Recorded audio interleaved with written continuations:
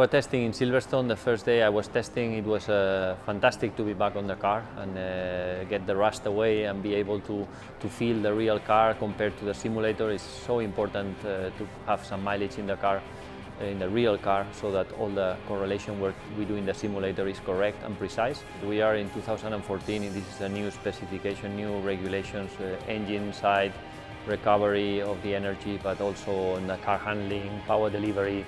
There's so many things that are different from when I used to race. So we are under a new Formula One, and therefore that's why it's so important to have this testing, these test days for any of the test drivers that belong to any Formula One team, especially the drivers like me that we do a lot of simulator work. We've learned a lot. We've done a steady development program. We are still on this steady development program, and race by race we're just improving. We have to keep going, we never give up, and also think about 2015. Hockenheim is a very complete track in the way you need everything in the car. You know, you need power, you need balance front to rear, you need downforce, because although it's short, there's all type of corners. You need on the first sector, for example, you will need a very strong front end for turn 1. Otherwise, if you have a bit of understeer there, you cannot put the power down and you lose a lot of exit speed. Then you need to put traction for turn 2 and turn 5, the hairpin. You need very good traction because out of these two corners, there's the two longest straights of the track. And then you just need a lot of downforce for the last sector, because the last sector is where most corners are, and it's where a good car aerodynamically and mechanically shows up. It's not an easy track.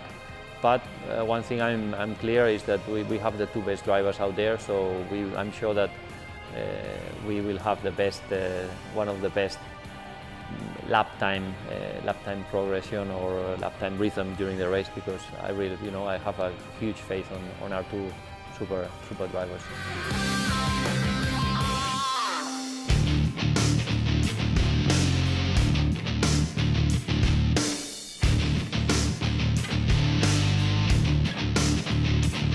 The suspensions are fundamental systems for a Formula One car with the main purpose to link the wheel and tires and the unsprung masses onto the chassis.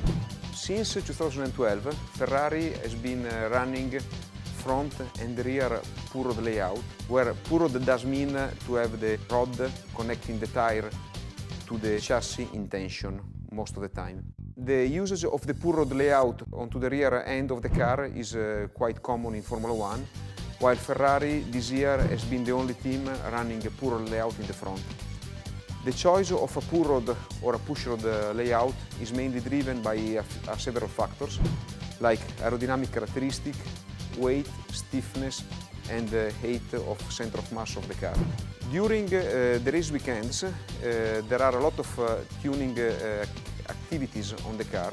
Main area of work are the tuning of the wheel angles, both camber and toe. Camber is used to play with the grip of both tires and also to play with the thermal characteristic and to play with the wear pattern, while the toe is mainly used to play with the stability and the reactivity of the car. Other important parameters of tuning are front and rear springs and anti-roll bar, which essentially are used to influence the roll balance characteristic of the car, so to play with the understeer and oversteer of the car.